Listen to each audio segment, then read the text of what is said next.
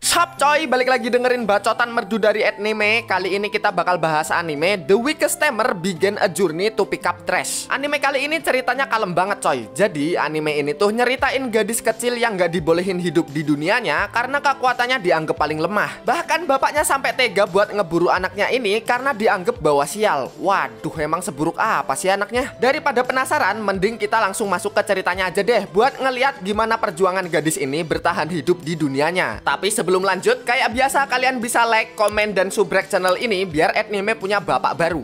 Mending kaos baru anime nggak sih? Jangan lupa dicekot ya, link ada di bio. Let's go!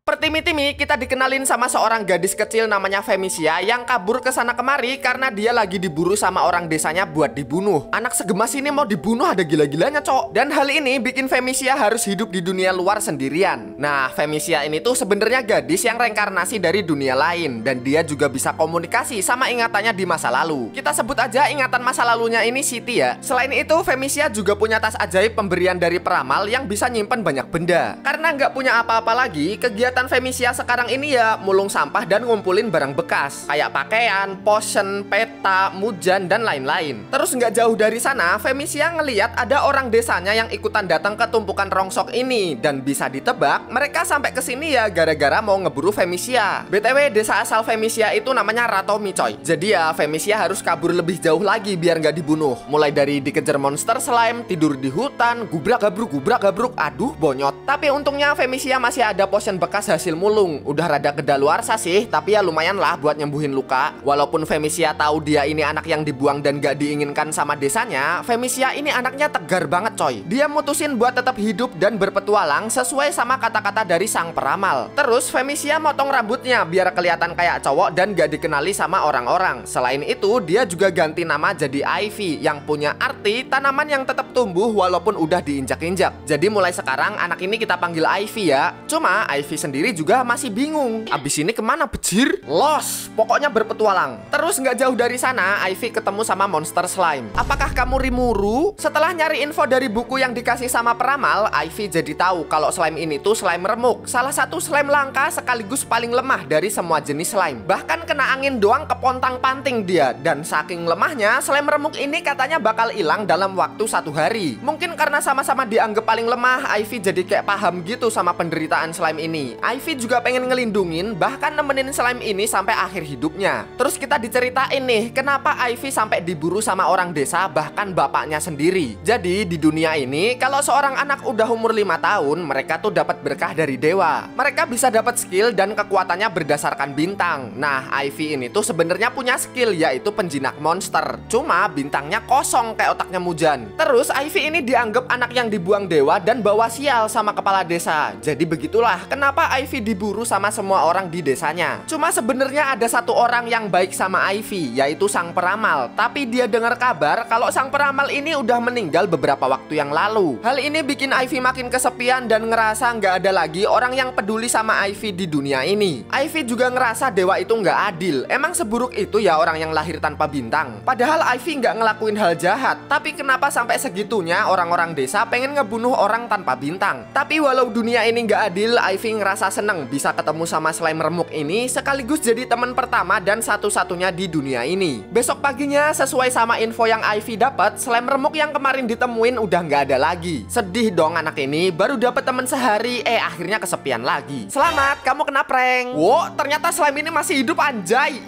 Nggak jadi kesepian. Abis itu Ivy ngebuka lagi buku dari peramal terus nyari tutor buat jinakin monster. Aslinya rada nggak pede dia, orang nggak punya bintang. Cuma mungkin gara-gara sama-sama lemah kali ya, Ivy ini ternyata bisa jalin kontrak sama slime remuk ini coy. Terus Rimuru KW ini dinamain Sora. Dan sesuai sama pesan sang peramal, Ivy bakal ngelanjutin petualangannya buat pergi ke kota di dekat kerajaan. Lanjut ke hari berikutnya, Ivy lagi berburu tikus hutan buat bertahan hidup. Terus sebelum ke kota dekat kerajaan, karena tempatnya lumayan jauh, dia mau mampir dulu ke kota Otorua. Tapi tiba-tiba Ivy ngedengar suara monster yang lagi mendekat. Jadi ya harus kabur deh daripada animenya tamat. Dan ternyata yang bikin rusuh ini monster semut semut. Setelah monster ini pada pergi, waktu Ivy ngeluarin Sora, dia ngerasa slime ini ukurannya nambah gede. Dia juga ngerasa aneh nih waktu mau ngambil potion buat nyembuhin lukanya. Perasaan waktu itu stoknya ada banyak deh. Kok ini tahu-tahu habis ya? Tapi ya udahlah, lanjut aja. Waktu di perjalanan, Ivy ngeliat ternyata wajahnya dijadiin poster buronan sama desanya, dan hadiahnya juga lumayan gede coy. Emang muka gua gini ya? Nah ini baru cakep, sok cantik njir. Singkat cerita, Ivy sampai di desa, nggak tahu apa ini namanya, dan nyuruh Sora ngumpet di tas. Di sini kita juga bisa ngeliat orang-orang yang pakai skill buat kerjaan sehari-hari. Terus waktu ngelewatin bakul daging, Ivy punya ide buat ngejual daging tikus di toko ini. Tapi Ivy tuh kayak, duh jual nggak ya? Punten om. Ngapa cil? Om bakul daging ini ternyata tahu kalau Ivy ngebawa daging tikus. Soalnya dia punya skill nyium bau 2 bintang. Terus karena daging yang dibawa Ivy masih seger dan motongnya pinter, akhirnya dibeli deh, dan Ivy dapat duit 100 perak. Abis dapat duit, Ivy pengen beli roti. Soalnya udah lama banget dia nggak makan roti. Mau beli berapa dek?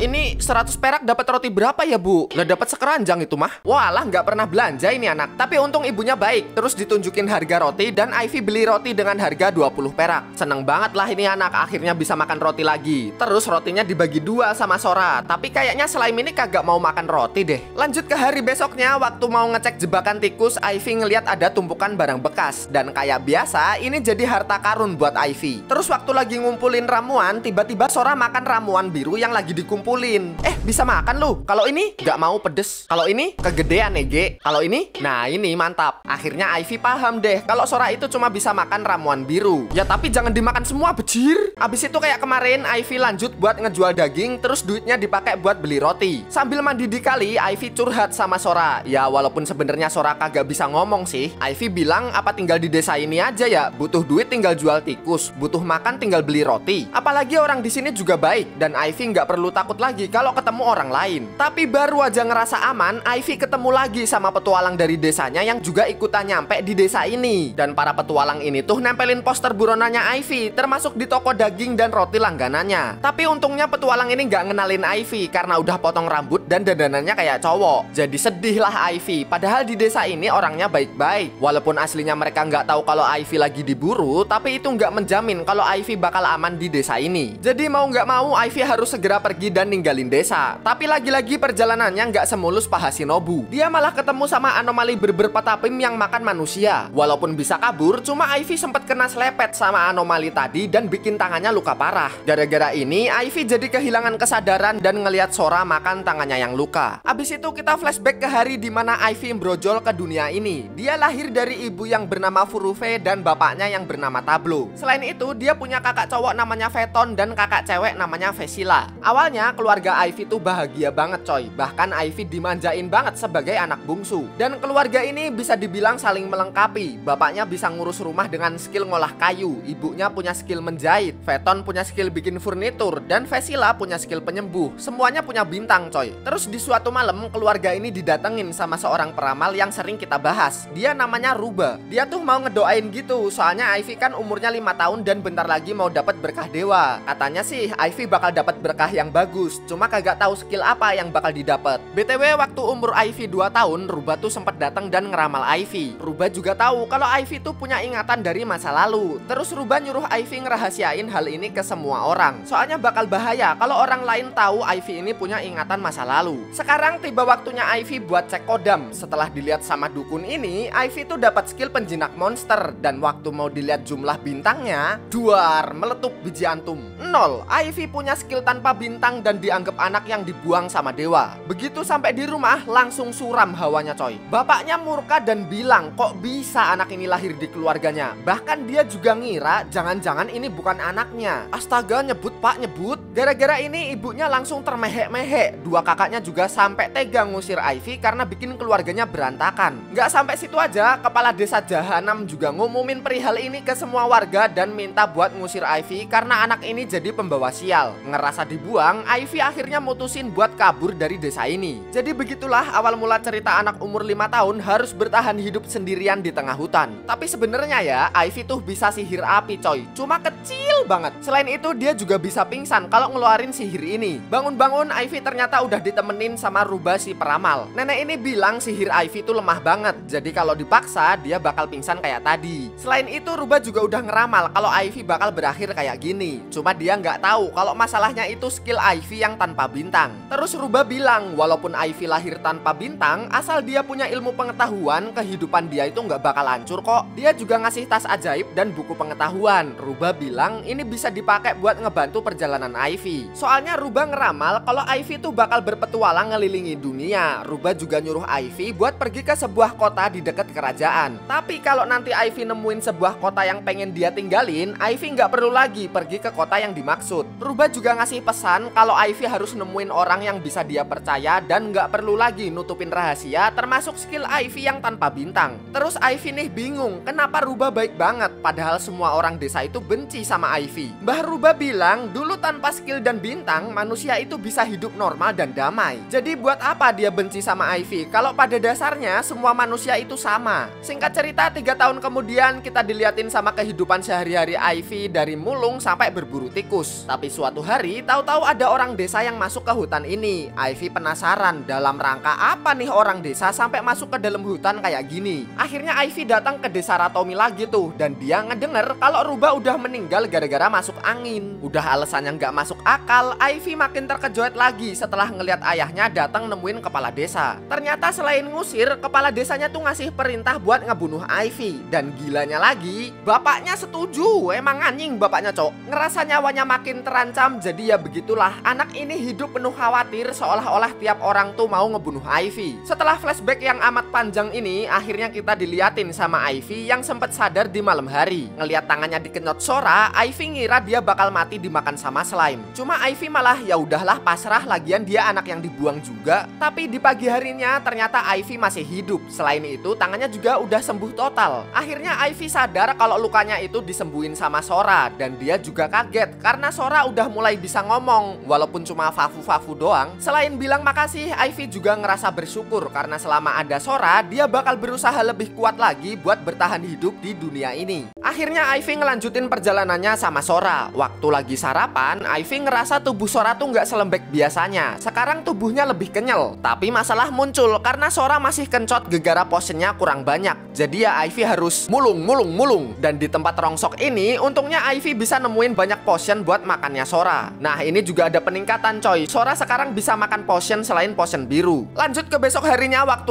Ivy mau ngecek jebakan tikusnya. Tapi kali ini bukannya tikus, Ivy malah dapat monster ular. Tapi tetap bisa dijual kali ya. Ayam-ayam kok ngejer. Setelah berhasil nangkep monster ular ini, di perjalanan Ivy ngerasa ada sesuatu yang aneh. Waktu didatengin, dia ngelihat ada kereta kuda yang hancur dan beberapa orang yang udah mokat. Wah, panik dong anak ini. Dia langsung kabur sampai ke desa terdekat, yaitu Ratomu. Abis itu Ivy langsung ngedatengin guild petualang di desa ini. Walaupun rada takut, Ivy bilang kalau dia nemuin orang yang dibunuh monster di tengah hutan. Terus ada satu orang ngedatengin Ivy. Mungkin dia komandan di guild petualang ini kali ya, sebut aja Tejo. Walaupun tadinya ragu sama info dari Ivy, tapi setelah dijelasin secara rinci, Tejo akhirnya percaya dan nugasin kelompok buat menginvestigasi. Selain itu, Tejo juga bakal ngasih biaya informasi ke Ivy. Ini tuh uang yang bakal didapat sama Ivy setelah ngasih informasi tentang monster. Soalnya info kayak gini tuh berguna banget biar monster nggak nyerang desa. Abis dari guild petualang, Ivy mampir ke toko obat buat ngejual ular. Dan ular yang ditangkap Ivy ini termasuk ular yang langka. Jadi lumayan nih, Ivy bisa dapat duit 300 perak. 300 perak itu berapa tikus ya? Kelamaan, tar aja ngitungnya. Mending mulung dulu deh, soalnya Sora mulai lapar lagi. Selain cari makanan buat Sora, Ivy juga nemuin beberapa tas ajaib bekas. Walaupun ada yang rusak, tapi lumayan nih buat nyimpen barang. Abis mulung, Ivy ketemu lagi sama si Tejo. Dia bilang kalau petualang udah dapat info tentang monster yang ngebunuh manusia di hutan. Katanya sih ini monster kanibal dan terkenal kuat. Terus sesuai perjanjian, Ivy bakal dibayar karena udah ngasih informasi ini. Abis itu, Ivy datang ke guild petualang buat ngambil bayarannya. Ini dapat 500 perak ya, Dek? Hah? 500 perak? Berarti 50 tikus. Terus ini ada 2 koin emas juga. Hah? 2 emas berarti?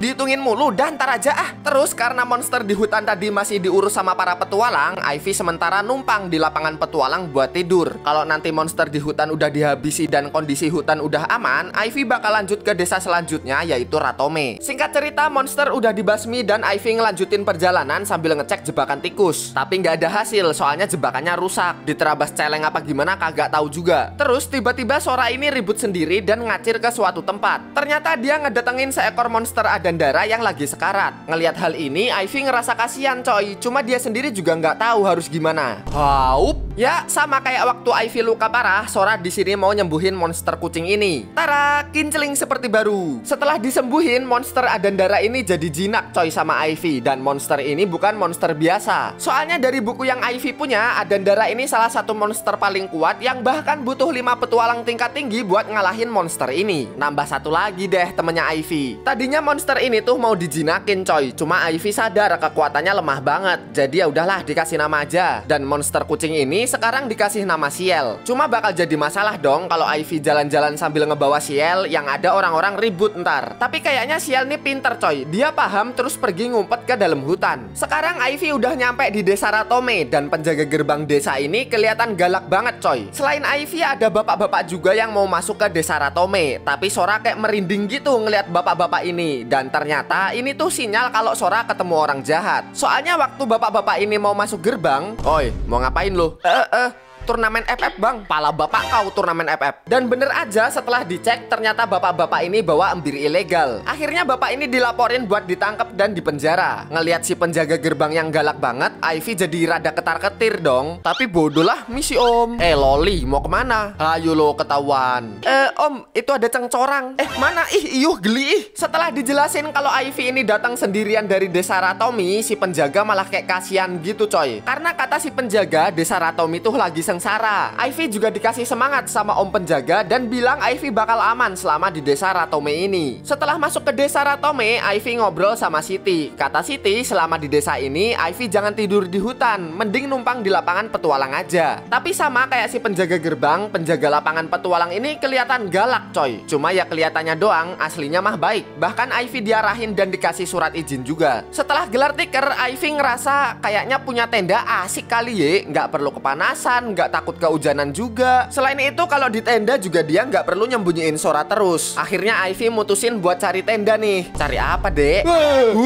Kenapa lu ikut kaget bejir? Di sini Ivy ketemu sama si penjaga gerbang tadi. Kenalin dia namanya Ok dan temennya yaitu Felivera. Ngelihat Ivy yang lagi cari tenda, Ok mau ngebantu nih. Soalnya dia punya kenalan pengrajin handal di desa ini. Selain harganya murah, barangnya juga pasti bagus. Akhirnya Ivy diantar ke tempat yang dimaksud. Setelah dijelasin kalau Ivy ini mau cari tenda, mbah-mbah ini sebut aja Mbah Tono, dia ngasih beberapa pilihan. Cuma kan pilihannya banyak banget nih. Terus ditanya, Ivy punya duit berapa? Ntar nyesuaiin aja deh. Setelah dikasih tahu duit yang dibawa sama Ivy, mereka kaget coy. Kok bisa anak ini berani bawa duit banyak? Terus dijelasin deh kalau Ivy tuh dapat duit banyak dari desa Ratomu setelah ngasih info tentang monster. Balik ke tujuan awal, Mbah Tono ngasih tenda sesuai sama duitnya Ivy. Tenda ini juga harus dikasih tanda biar tahu siapa pemilik tenda ini. Selain itu Mbah Tono juga ngasih bonus dompet ajaib nih buat nyimpen duit yang dibawa sama Ivy. Dan tada, akhirnya sekarang Ivy punya tenda yang cakep deh. Tapi baru aja nikmatin kenyamanan di tenda ini, tiba-tiba beberapa petualang rusuh ngedatengin Ivy. Tahu-tahu mereka nuduh Ivy nyolong tenda. Lagian mana mungkin bocah kayak Ivy bisa beli tenda kayak gini. Terus penjaga lapangan datang coy. Para petualang ini langsung bilang kalau Ivy tuh nyuri tenda. Tapi penjaga lapangan langsung ngebelain Ivy karena dia tahu kalau tenda ini tuh punya Ivy. Soalnya dia dapat info ini langsung dari Kapten Ok dan wakilnya yaitu Felivera. Langsung ketar-ketir lah para petualang rusuh ini. Dan gak pakai basa-basi, penjaga lapangan langsung nyuruh anak buahnya buat nangkep para petualang rusuh ini. Cuma sayang dua orang lainnya masih bisa kabur. Ternyata penjaga lapangan ini tadinya tuh disuruh Ok buat ngawasin Ivy. Siapa tahu anak ini gak bisa bangun tenda. Akhirnya malah datang perusuh tadi. Dan sebagai permintaan maaf, Ivy dikasih potion healing yang masih baru. Akhirnya gak dapat barang bekas ya dek ya.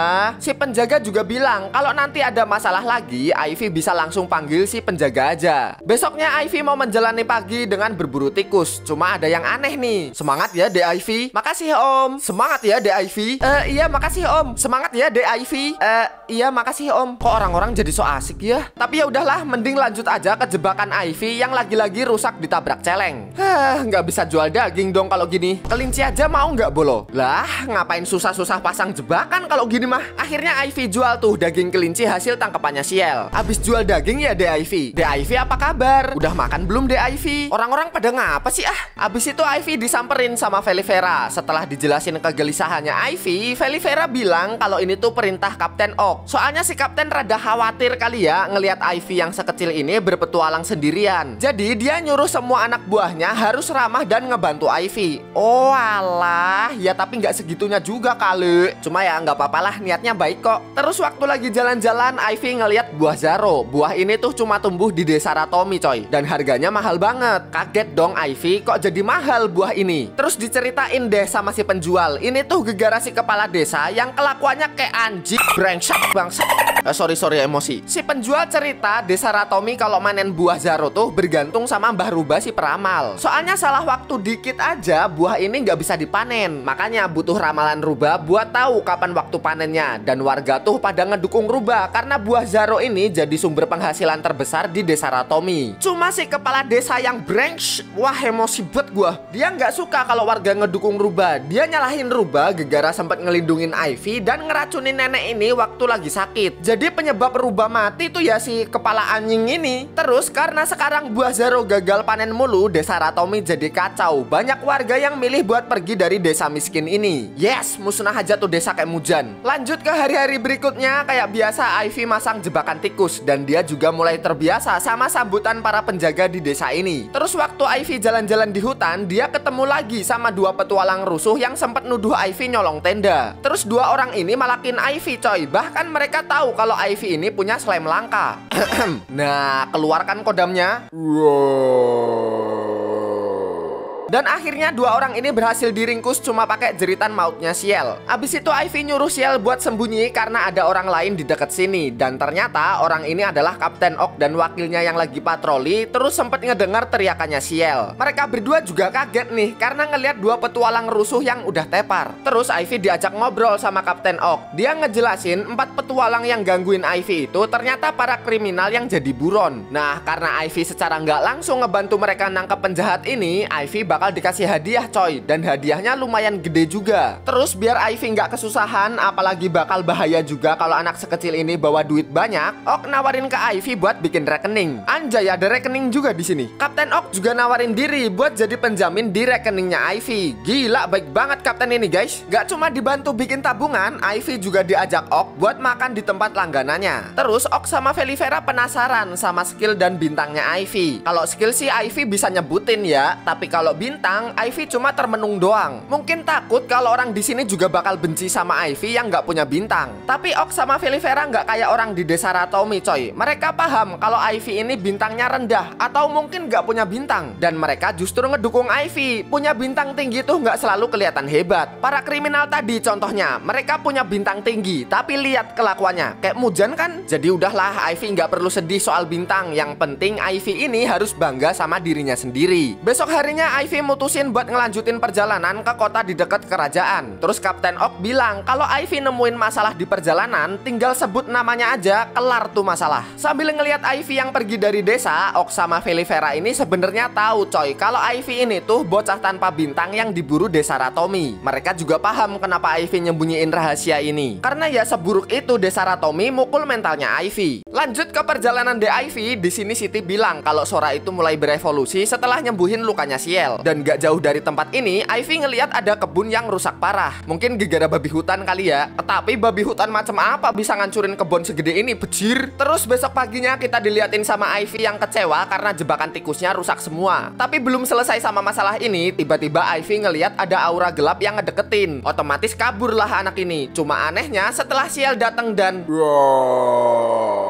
aura ini tahu-tahu ngilang coy. Walaupun masih bingung sama kejadian barusan, tapi Ivy tetap ngelanjutin perjalanannya. Dan tiba-tiba Ciel berhenti gegara ada monster kanibal yang mendekat. Abis itu tarung deh Ciel sama si monster kanibal dan loh malah kecemplung. Masalah makin ruwet lagi karena monsternya ternyata nggak cuma satu. Dan lagi-lagi Ivy harus kabur nih. Cuma waktu nyampe di Tempat apa ini, bejir? The Ivy malah nggak sengaja nginjek jebakan. Tapi tenang aja, anak ini masih selamat coy, karena ada mas-mas pengendali api yang namanya Ratlord datang dan nyerang para monster kanibal. Au, panas. Ngelihat Ivy hampir jadi loli bakar, petualang lain manah tali jebakannya biar Ivy jatuh terus ditangkap sama Ratlord. Selain tukang panah tadi, di sini ada cewek penjinak yang namanya Mira sama dua petarung lain yang namanya Caesar dan Noga. Oh ya, si pemanah tadi namanya Sifar. Setelah monster kanibal dikalahin semua, kita dikasih tahu nih kalau jebakan tadi itu sebenarnya dipasang sama Ratlord buat nangkep monster. Taunya malah Ivy yang kena. Abis itu Ivy kenalan sama orang-orang ini. Jadi mereka itu tim penakluk gabungan dari kelompok pedang api dan angin hijau yang dikasih tugas buat ngebunuh para monster kanibal tadi. Dan kelompok ini dipimpin sama Caesar. Mereka juga sempat khawatir dan kaget coy ngedengar cerita Ivy yang sendirian jalan dari kota Ratome. Nah, kebetulan tim penakluk ini tuh dari desa Otorua. Jadi Ivy sekalian diajak ke sana deh. Lagian hutan ini juga penuh monster dan berbahaya buat Ivy. Tapi desa Otorua masih lumayan jauh, jadi mereka bakal ke perkemahan petualang dulu buat istirahat. Terus Ivy sempat khawatir nih sama Ciel yang kecemplung jurang. Ciluba. Masih selamat. Ngumpet dulu, ngumpet. Sana. Setelah sampai di perkemahan, di sini Mira sementara pisah dulu coy. Soalnya dia bukan kelompok pedang api. Cuma tahu-tahu Ratlord mukanya kayak rada panik. Soalnya hari ini tuh jadwalnya Ratlord buat masak. Nah, yang jadi masalah, orang ini kagak bisa masak. Terus karena Ivy udah dibantu dan diizinin tinggal di perkemahan, anak ini nawarin deh biar dia aja yang masak. Daripada Ratlord masak terus temen-temennya keracunan kan repot bolo. Setelah makanan jadi, ternyata kelompok pedang api tuh suka banget coy sama masakannya Ivy. Bahkan Mira sampai ikutan datang nih gegara bau masakannya sangat menggoda. Selesai makan-makan, saatnya cuci piring. Caesar tadinya nyuruh Ivy istirahat aja, lagian kan dia udah masak hari ini. Cuma Ivy ngerasa sungkan gitu, soalnya dia udah ditolongin dari monster, dikasih makan, bahkan diizinin tinggal di perkemahan.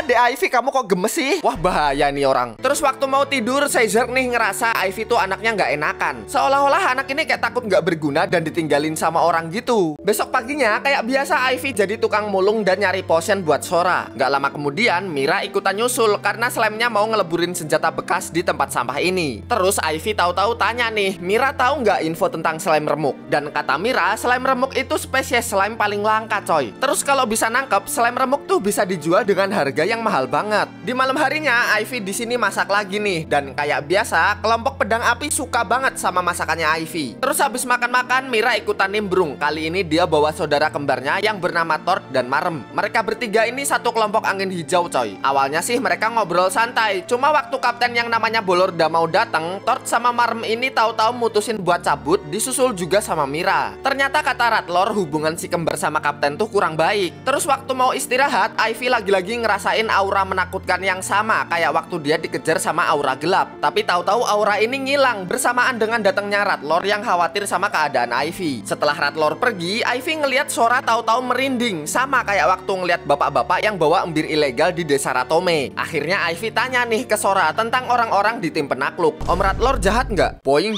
Kalau Om Caesar? Boing. Kalau Tante Mira?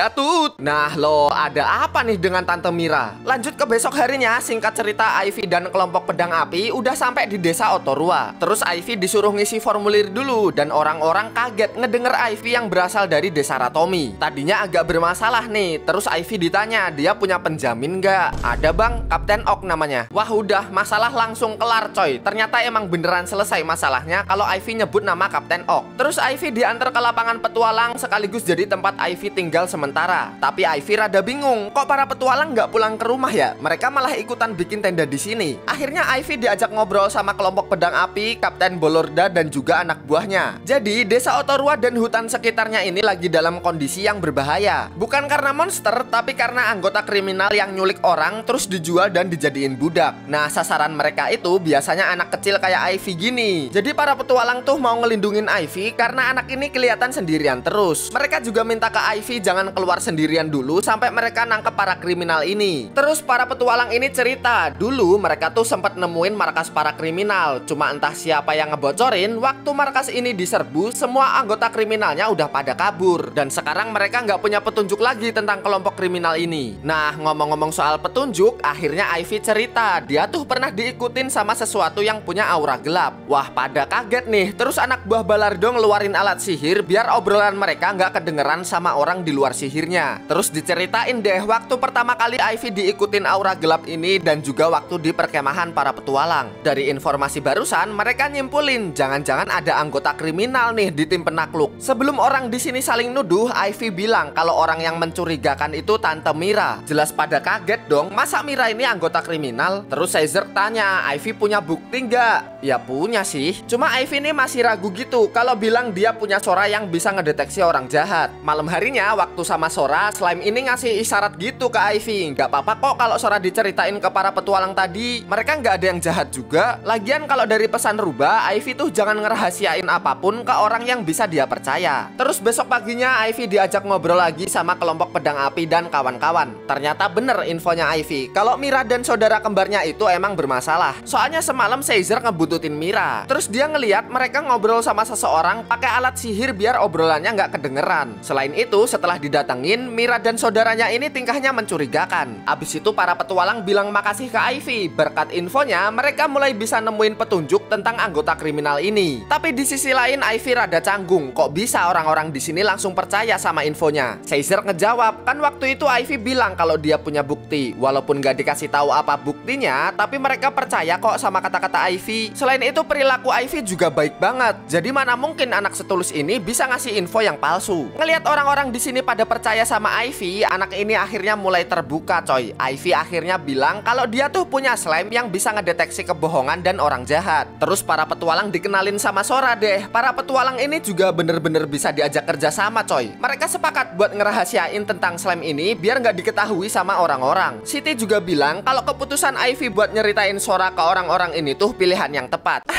Gemesnya oi. Abis itu para petualang ngecek slime ini beneran bisa ngedeteksi orang bohong apa enggak. Namaku Moeliono, aku nggak pernah korupsi. Tetot. Namaku Etnime, aku orang paling ganteng. Tetot. Woi, slime anjing. Makin percaya deh orang-orang ini kalau Sora emang bisa ngedeteksi kebohongan dan orang jahat. Abis itu mereka berdiskusi lagi tentang kelompok kriminal ini. Aslinya mereka juga nggak nyangka kalau Mira dan saudaranya tuh anggota kriminal. Soalnya kelompok angin hijau ini kelompok yang dipercaya sama bangsawan. Terus Ivy bilang mungkin kelompok kriminal ini tuh nggak cuma angin hijau doang. Mereka kan udah lama beroperasi. Apalagi kalau dari cerita sebelumnya di mana para petualang gagal ngegerebek markas kriminal, Ivy nyimpulin pasti ada pengkhianat lain selain kelompok angin hijau. Dan bisa aja para bangsawan juga ikut campur di kelompok kriminal ini. Dari omongan Ivy barusan, Caesar mutusin buat ngobrolin hal ini ke ketua guild dan nyari solusi buat nemuin para pengkhianat. Abis itu mereka ketemu nih sama si ketua yang namanya Rogrifu dan juga para kaptennya yaitu Bakusubi dan Agropu. Mereka aman coy karena Sora nggak merinding asoy waktu ketemu ketua dan kaptennya. Tapi Sora sementara kan masih dirahasiakan nih. Bolorda gimmick pakai kaca ajaib. Dia bilang siapapun yang ngobrol sama Ivy bisa dideteksi pakai kaca ajaib ini kalau orang itu penjahat. Nah, si ketua langsung paham coy kalau tujuan mereka datang ke sini tuh mau ngecek ada pengkhianat gak nih di antara para pasukan. Langsung ACC sayang dong kalau gini mah. Terus Ivy dan kawan-kawan diantar sama Bakusubi ke sebuah markas kriminal yang dulu gagal digerebek dan sekarang tempat ini dijaga ketat buat ngamanin barang bukti. Sambil kenalan sama para penjaga, Sora langsung nemuin beberapa pengkhianat coy. Ivy pakai kode narik bajunya Bolorda kalau ketemu pengkhianat. Setelah Ivy kenalan sama seluruh penjaga, para kapten di sini mumet coy. Karena ternyata pengkhianat di antara pasukan ini lumayan banyak. Gak lama kemudian datang salah satu bangsawan namanya Farutoria dan pengawalnya yaitu Foronda. Dan di luar prediksi Jaya,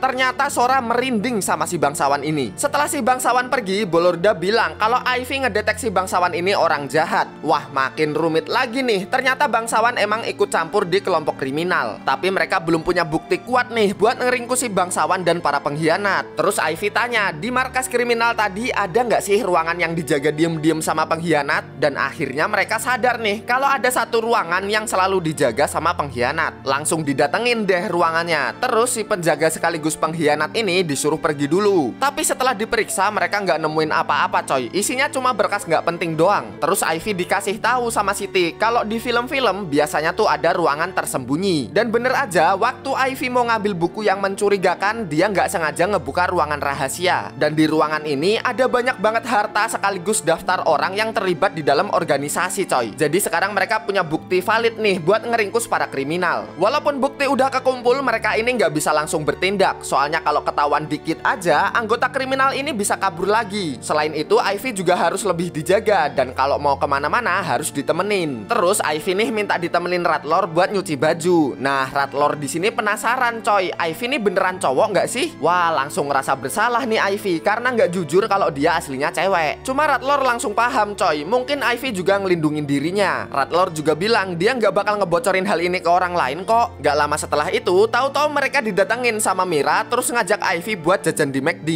Mending gacoan kata gua mah. Kau tuh nggak diajak ya dek? Ratlor jelas tahu nih akal bulusnya Mira yang diem-diem ngajak ke McD buat nyulik Ivy. Jelas nggak dibiarin dong, makanya Ratlor ngajak ke gacoan. Soalnya Ratlor tahu di McD Mira pasti punya orang dalam buat nyulik Ivy. Tapi tahu-tahu saudara kembarnya Mira muncul nih, mereka mau ikut. Waduh, jadi tegang dong situasi sekarang, apalagi Ratlor sama Mira nih. Iya, yes, gacoan. Lah anjing, kirain mau gelut. Manusia bodoh macam apa mereka ini? Jadilah mereka jajan di gacoan. Terus Ratlor tanya dalam rangka apa nih mereka ngajak Ivy jajan. Kata Tord sama Marm sih, mereka penasaran sama cerita Mira kalau Ivy tuh anak yang baik dan gemas, makanya mereka pengen kenalan juga. Sampai berani nyentuh Ivy, gue gibeng lu pada. Wos, kalem bolo. Tord sama Marm juga nggak berniat tarung sama Ratlor kok. Tapi kalau mau cek damage boleh lah. Terus Mira nahan dua saudara kembarnya nih. Ngapain sih tarung segala? Orang niat awalnya mau jajan sama Ivy, tapi dua saudara kembarnya nih malah marahin balik, bilang kalau penjinak kayak Mira tuh nggak tahu nikmatnya bertarung. Apalagi skill penjinak selain Mira tuh nggak guna dan bisanya cuma buat ngolah sampah doang. Tapi Ivy di sini langsung ngebelain Mira. Siapa bilang skill selain Mira nggak guna? Karena sehari-hari Ivy ini sering mulung, dia jadi tahu walaupun jadi sampah, tapi sampah ini juga kadang berguna kok buat orang. Sama kayak skillnya Mira. Orang lain mungkin nganggep apaan dah skill cuma ngolah sampah. Tapi kalau nggak ada Mira, siapa coba yang bisa ngolah sampahnya? Dan dari sini Mira langsung termenung setelah dibelain sama Ivy. Selesai jajan di gacoan, Ratlor nyeritain kejadian barusan ke teman-teman yang lain, dimana Ivy tuh diem-diem mau diculik sama angin hijau. Terus mereka mikir, misal nih kalau Ivy tadi beneran diajak ke McD dan diculik, bukannya angin hijau bakal dicurigai ya? Soalnya mereka kan terang-terangan ngajak Ivy ke McD.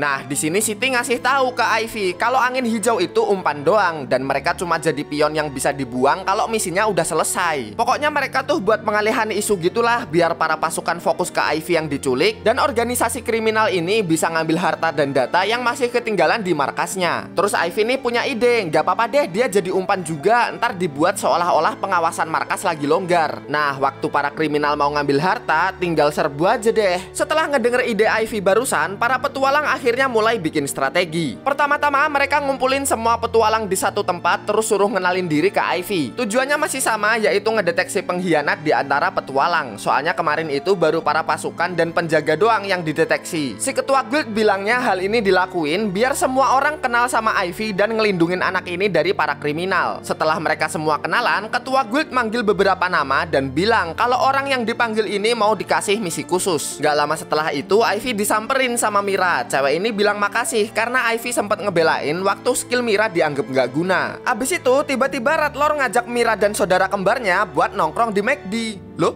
Pindah ke anggota pedang api yang lain, mereka lagi nyamperin Kapten Bakusubi sama Agropu. Mereka kayak ngasih kode gitu buat ngumpulin para penjaga dengan alasan ada monster yang masih berkeliaran di hutan. Cuma nggak semua pasukan diperintah buat ngebantu misi coy. Ada beberapa orang yang diperintah buat tetap ngejagain tempat ini, termasuk para pengkhianat juga. Setelah semua pasukan dan petualang dikumpulin, mereka bakal ngejalanin misi ke dalam hutan. Para petualang ini diawasin sama pedang api, kalau pasukan dan penjaga diawasin sama Kapten Bakusubi dan Agropu. Habis itu kita balik ke Ivy dan Ratlor yang mulai masuk ke McD dan bakal memulai rencana mereka buat nangkep semua kriminal. Setelah masuk kita bakal dikenalin sama penjaga toko ini yang namanya Hagu. Ini nih orang dalam yang dimaksud tadi, dia juga anggota kriminal. Habis itu dimulai deh rencananya. Ratlor di sini bilang ke Mira dan saudara kembarnya kalau sebenarnya dia tuh diminta ketua guild buat ngejalanin misi rahasia, yaitu ngebantu patroli. Soalnya pengamanan desa ini lagi lemah banget gara-gara banyak petualang dan pasukan lagi dikerahin buat misi khusus yang dibilang sama ketua guild. Hagu juga ngedenger obrolan ini nih sambil nyampurin racun ke makanannya Ivy dan Ratlor. Terus setelah ngasih makanan, si Hagu nih langsung cabut karena denger obrolan kalau pengawasan markas tuh lagi lemah. Tapi ini juga sesuai sama rencana yang dibuat Ivy. Setelah Hagu pergi, Ratlor langsung bilang kalau dia udah tahu Mira sama saudaranya itu anggota kriminal dan makanan ini juga beracun. Nggak boleh fitnah gitu. Ya udah badok coba kalau nggak beracun. Karena udah ke gap, Mira bilang ke saudara kembarnya, udahlah nyerah aja yuk. dulu capek tahu jadi orang jahat. Cuma dua saudara kembarnya ini kagak mau. Mereka ngelakuin ini juga buat cari duit. Bahkan dua saudaranya ini malah bangkang dan ngajak Ratlor buat gelut. Ya walaupun Ratlor bisa ngatasi mereka berdua dengan mudah sih, tapi jadi lebih mudah lagi karena Mira malah ngebantuin Ratlor buat ngalahin saudara kembarnya. Kayaknya Mira ini udah bener-bener capek gitu hidup di dunia kejahatan. Dia juga minta maaf ke Ivy karena udah bohong. Jelas dimaafin dong, bahkan Ivy juga bilang makasih karena Mira ikut ngebantu. Pindah ke markas kriminal yang lagi diserang karena penjagaannya mulai lemah. Cuma nggak semua penjaga di sini tuh ngelindungin. Soalnya sebagian pengkhianat malah ngebantu para kriminal masuk ke markas. Dan emang sengaja dibiarin, soalnya ini juga bagian dari rencananya Ivy. Apa tuh bang rencananya? Nah ini, waktu si bangsawan korup ikutan masuk buat ngambil harta yang ada di sini, tahu-tahu ada bom asap yang meledak. Ini tuh bom yang bikin orang langsung semaput kalau ngehirup asapnya. Walaupun nggak semua orang di markas ini kriminal, cuma ya nggak apa-apa lah, ntar tinggal dipilih aja mana yang baik, mana yang jahat. Pindah ke para petualang dan pasukan yang dibawa ke hutan. BTW nggak semua petualang dan pasukan ini kriminal juga coy. Buat pengalihan isu aja, soalnya bakal mencurigakan dan ketahuan kalau semua orang yang dibawa itu anggota kriminal. Nah, karena mayoritas orang yang dibawa itu para kriminal, mereka pada mikir ini kesempatan bagus nih buat nyingkirin para kapten. Tapi jelas kagak semudah itu dong. Waktu mau diserang, Kapten Bakusubi sama Agropu langsung ngeluarin tembakan jaring dan nangkep para kriminal. Jaring ini juga bisa nyegel dan ngasih setruman coy. Ngelihat para kapten udah beraksi, kelompok pedang api juga nggak mau kalah nih. Bakbuk bakbuk. Akhirnya berhasil deh rencana Ivy dan kawan-kawan buat nangkep semua anggota kriminal termasuk bangsawan korup di desa ini. Cuma masalah lain muncul coy, karena warga desa ini nggak mau kalau para pasukan main tangan sendiri. Main tangan rame-rame lah. Gua juga mau mukul. Udah lama nggak baku hantam nih. Para warga kagak mau coy kalau penjahat ini dibiarin hidup. Tapi untung Kapten Bakusubi datang nenangin warga. Dia bilang emang para warga puas kalau mereka digebukin sampai meningsoy. Kalau mereka mokat, penderitaan mereka di dunia ini bakal selesai. Daripada dibunuh, mending mereka dijadiin budak aja. Selain bakal disiksa seumur hidup, mereka juga bisa dijadiin alat gratis buat ngebangun desa. Gegara ceramah no jutsu barusan, para warga akhirnya tenang dan milih para penjahat ini dijadiin budak seumur hidup. Tapi di sisi lain, Ivy paham Bakusubi ngelakuin ini biar warga tuh nggak ikut jadi penjahat. Soalnya kalau para penjahat ini digebukin dan mokat, penjahat yang tadinya jadi pelaku bakal berubah jadi korban, dan para warga juga nanti yang akhirnya bisa kena hukuman. Besok harinya, karena Ivy udah berperan banyak di misi penangkapan kriminal ini, dia jadi dapat banyak hadiah coy. Belum lagi beberapa daftar penjahat ini ada yang statusnya buron dan juga penjahat kelas kakap. Jadi hadiahnya juga nggak main-main nih. Dia dapat sekitar 150